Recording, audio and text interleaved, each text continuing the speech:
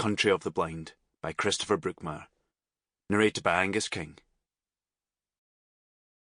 Part 1.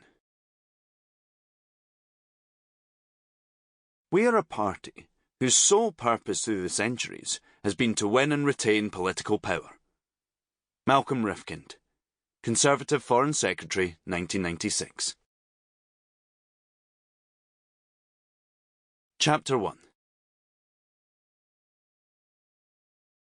If Nicole Carroll was being absolutely honest with herself, her most substantial reason for believing Thomas McInnes was innocent was that he had made her a nice cup of tea.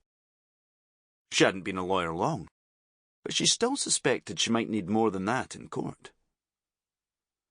Her 2 weeks experiencing the practical application of Scots law had demonstrated a few divergences from its more familiar English cousin, but she'd yet to find precedent for a special defence of refreshing herbal infusion. Nicole had anticipated an uncomfortable breaking-in period in Glasgow, acclimatising herself to the city, the people, and the notorious weather, and was prepared for feeling like a fish out of water in the job for a while. However, her vision of in at the deep end had nonetheless proven short-sighted. She'd naively assumed it would be a bit more than a fortnight before she was representing the accused in a crime that had shaken the world. Obviously, the contents of the oh-so-mysterious envelope had raised her hopes and stiffened her resolve. But the sober reality was that, as Mr. Campbell had pointed out, they merely thickened the plot her client was embroiled in, and apart from briefly delighting a few conspiracy theorists, would ultimately be of more use to the prosecution.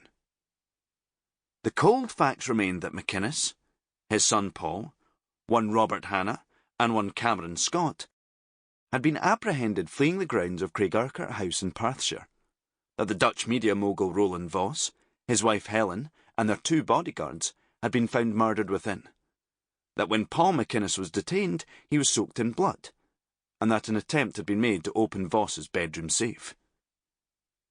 McInnes and Hannah had been members of the Robin Hoods, as the tabloids had tagged them, a gang responsible for a series of country house break-ins over a short but prolific period during the mid-1980s, the name referring to the profession of pilfering from the rich, and conveniently ignoring their omission of the giving to the poor part.